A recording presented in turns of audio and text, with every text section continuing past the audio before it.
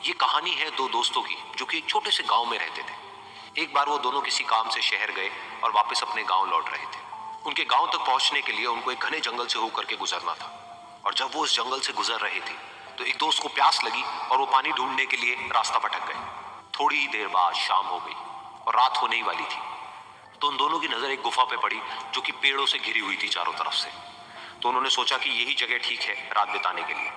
तो दोनों ने कुछ लकड़ियां इकट्ठी करी, उस गुफा के अंदर गए और आग जला करके वहां पे बैठ गए। रात का वक्त था, गुफा के अंदर आग जल रही थी, बाहर बिल्कुल अंधेरा था और कुछ जानवरों की आवाजें आ रही थी। तो उन दोनों में से जो एक दोस्त था वो अंदर ही अंदर डरने लगा, क्योंकि उसने भूत प्रेतों की बहुत कहानियां सुनी थी कि रात के वक्त जंगल में कुछ भयानक आत्माएं भटकती है और अगर उनको कोई ऐसा भटका हुआ आदमी मिल जाए तो उसको नहीं छोड़ती।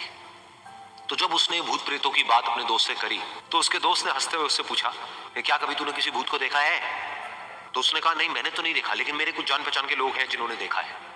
तो उसके दोस्त ने उसको समझाने की बहुत कोशिश करी कि यार ऐसी सुनी सुनाई बातों पर विश्वास नहीं करते हैं, अब तू सो जा और मुझे भी सोने दे, मुझे नींद आ रही है। और इतना कह करके उसका दोस्त वहीं पर लेट गया और थोड़ी देर में सो गया।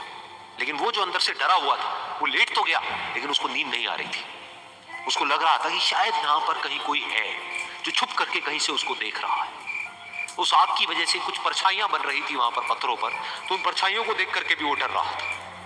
फिर कुछ घंटे तक ऐसे ही चलता रहा। फिर उसके बाद में क्योंकि वो थका हुआ था तो उसको नींद आ गई। लेकिन नींद आने के कुछ देर बाद ही उसको एक सपना आया।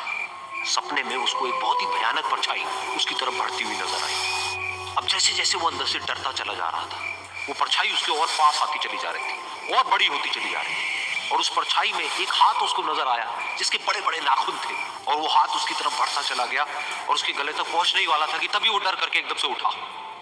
फिर उसने अपने दोस्त की तरफ देखा जो कि सो रहा था, उसको पकड़ करके जोर से उठाया। फिर उसने अपने दोस्त को बताया कि उसके साथ में क्या हुआ। तो उसका दोस्त फिर हंसने लगा।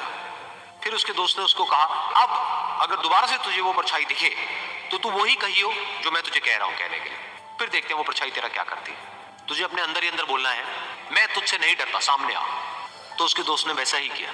थोड़ी देर बाद दोबारा से उसको सपने में वही परछाई नजर आई और वो परछाई धीरे धीरे उसकी तरफ बढ़ने लगी। लेकिन इस बार वो उस परछाई से डरा नहीं, बल्कि अपनी पूरी हिम्मत जुटा करके उसने वही कहा, मैं तुझसे नहीं डरता, सामने आ।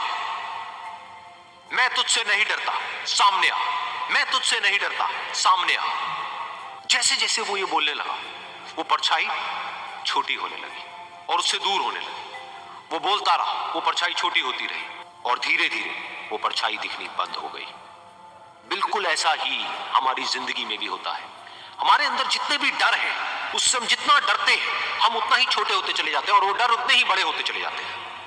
लेकिन अगर हम अपने अंदर के डरों से नहीं डरते हैं और उसका सामना करते हैं तो दुनिया का ऐसा कोई भी डर नहीं है